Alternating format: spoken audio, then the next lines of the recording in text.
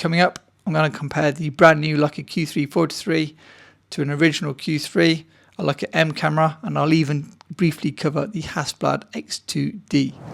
Hello, welcome, Matt here from MrLeica.com. So if you saw part 1, what were my first impressions of the brand new Leica Q3 during my workshops in Las Vegas? I think 43 might be a little bit tight for a fixed lens, and I know why they picked 43, because 43, as I understand, is exactly between 35mm and 50mm, and perhaps 35 is probably a little bit too close to the original Leica Q series cameras, which of course are all 28mm fixed lens, well, about 25, 26 to be exact. Personally, for real world use, the first thing I noticed was like, oh, it's a little bit too tight to see everything that I wanted to get in. It was just general photography. It wasn't my usual model photography. Now, that being said, I am normally a 50mm user, and I know many of you like your 50mm lenses as well. So for those people, in theory, the new Q3 43 would be the perfect autofocus, weather sealed, modern version of a Leica M camera if you don't want to be bothered with a rangefinder camera. Now, there are pros and cons of M cameras, Q cameras, but I wanted to, in particular, to compare the Leica M cameras with the 35 Appo and the 50 Appo lenses, because I think to me they're going to be the closest optical comparison to the 43 Appo f2 fixed lens on the Leica Q3 43. Okay, so first up, Leica Q3 43 versus M11. You can see both cameras side by side. You'll notice that the Q3 43 is actually bigger than an M camera. Both are 60 megapixels, both are full frame CMOS sensors. The Q camera is heavier, but that includes lens, so overall the M camera will be heavier. The Q3 cameras also give you the benefit of a flip screen, EVF, macro mode, autofocus, and IP54 weather sealing. All benefits compared to the M camera. Now, what about Q3 versus 43? You can see both cameras side by side. Again, they look almost identical at first glance. The 43mm lens is slightly longer, but the hood is shorter, making them almost identical because they've basically made them match the same size because of the shorter hood. All the kind of controls are the same on both cameras. The dials are the same. The layout's the same. The one main difference is the 43's got a grey cover. As you can see, they're like a grey wrap compared to a black wrap on the original Q3. The 43's obviously got the 43mm lens compared to the 28mm lens. Both cameras have got the focus tab where you can flick it from autofocus to manual focus, and of course macro. Both take the same batteries, both have single SD card slots, both let you charge with USB-C charging, which is amazing. I love it.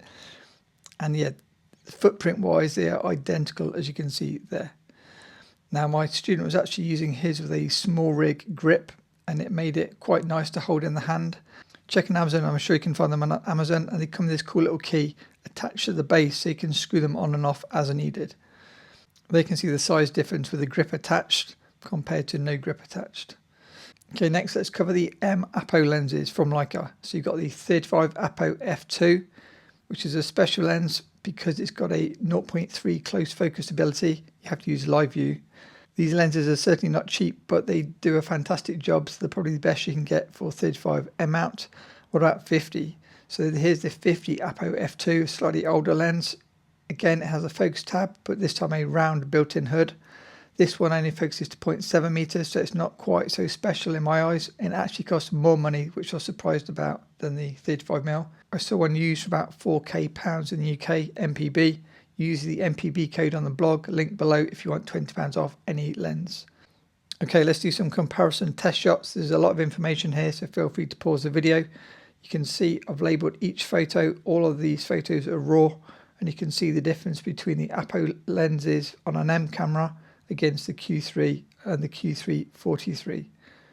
The main thing you'll notice with the Appo M lenses is the colours are much nicer, and that's kind of because I cheated. The photos are taken with a M262, which has got nicer, more vibrant colours compared to modern, say, Q3 or M11 cameras. That's the main takeaway. In terms of sharpness, the problem you've got is if you're using an M camera, unless you're using live view, it's not really a fair test because you're 100% reliant on the rangefinder calibration. Because of this, I'd take the sharpness results with a pinch of salt, but I would say the Q3 43 is definitely a safer bet to get sharper images because it's autofocus, so you pretty much can't miss. And if you want presets for your Q3 4.3, the Q presets will work on the Q3 and the Q3 4.3. Okay, next, the Q3 versus the Q3 4.3. Bit of a tongue twister. So here's both cameras again side by side. These are raw and edited. Colors, I'd say, are slightly similar. Sometimes one camera looks slightly warmer than the other, but I think it's just the way the light was. Sharpness is probably similar. Obviously, the 43 is going to have a more shallow depth of field at f2, like relative. But I would say the Q3 is slightly sharper, probably because of the increased depth of field, because it's a 28mm lens, not a 43mm lens. Make up your own mind, but these are all autofocus, so these are what you see is what you get. And for me, the Q3 wins in most situations just by like an absolute fraction. But as I say, I think it's depth of field that makes the difference. Okay, what about compared to the X2D? So I was also testing the X2D. Subscribe if you want to see that video, still to come. The Q3 43 is like a mini X2D because the 55mm lens is maybe 43-ish. Don't quote me on that, but it's roughly the same view. I'd say both cameras have got similar speed autofocus. The Hasselblad's got the big advantage of being 100 megapixels and an interchangeable lens camera. Okay, so what was the verdict? Can I recommend the Leica Q3 43? I'm sure for any of you that love the Q3, but you find it a little bit too wide, you'll absolutely love the Q3 43 because it's basically the same. I think the original Leica Q, Q2 and Q3, and of course the monochrome, that lens, it gives a different look to, I think, to normal cameras because it's a wide yet shallow look, more of a signature look than you get from the brand new Q3 43. I absolutely love that it's got the USB-C charging. I like that it's autofocus when you need autofocus. It's weather sealed and it's got macro mode. If you've always loved your Leica M cameras, but now perhaps your eyes are not as good as they were, or you're getting fed up with your camera not being quite in focus, the Leica Q3 43 might be the ideal switch for you if you normally shoot with around a 50mm lens. I think particularly if you want a one camera, one lens setup with great weather sealing, very good image quality, being an Appo lens. If you ask me, you probably know I shoot portraits. Matt, will I be getting a Q3 43 to shoot portraits with? I don't think I could be limited to a one modern lens. I like to play with vintage lenses too much. So for me, I'm out. But for I'm sure for many of you, you'll absolutely love it. With that, if you missed part 1, I can link that next together with my Q versus Q2 versus Q3 video. And as always, a huge thanks to my awesome patrons.